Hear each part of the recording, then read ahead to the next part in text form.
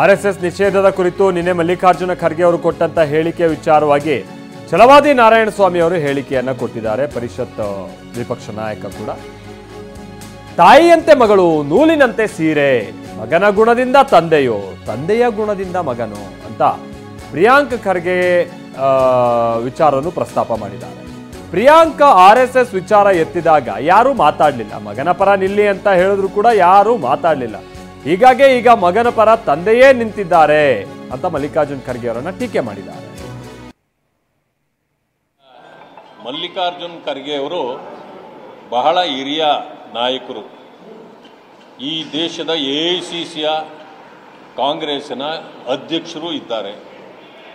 ಆದರೆ RSS ಅನ್ನು ban ಮಾಡಬೇಕು ಅಂತೇಳಿ ನಿನ್ನೆ ಮಾತಾಡಿದ್ದಾರೆ. ನಾನು ಒಂದು ಹಳ್ಳಿ ಗಾದೆಯನ್ನು ಹೇಳಲಿಕ್ಕೆ ಬಯಸ್ತೇನೆ.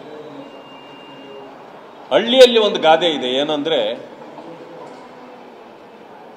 ತಾಯಿಯಂತೆ ಮಗಳು, ನೂಲಿನಂತೆ ಸೀರೆ ಅಂತ ಹೇಳ್ತಾರೆ.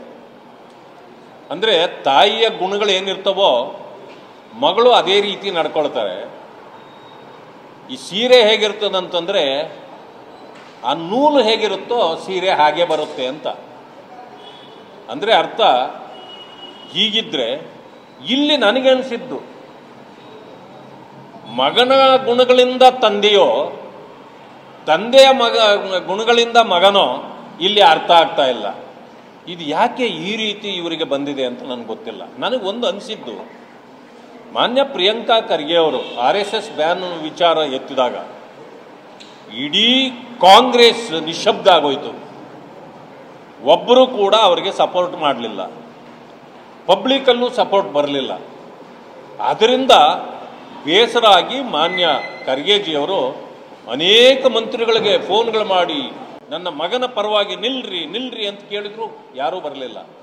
ಅದರಿಂದ ಬೇಸರಗೊಂಡು ಮಗನ ಫ್ಯೂಚರ್ ಹಾಳಾಗಬಾರ್ದು, ಅವನ ಭವಿಷ್ಯ ಮುಖ್ಯ, ಕೊನೆಯ ಪಕ್ಷ ನಾನಾದರೂ ಅವನಿಗೆ ಸಪೋರ್ಟ್ ಮಾಡೋಣ ಅನ್ನೋ ಕಾರಣಕ್ಕೆ ನಿನ್ನೆ ಒಂದು ಹೇಳಿಕೆ ಕೊಟ್ಟಿದ್ದಾರೆ.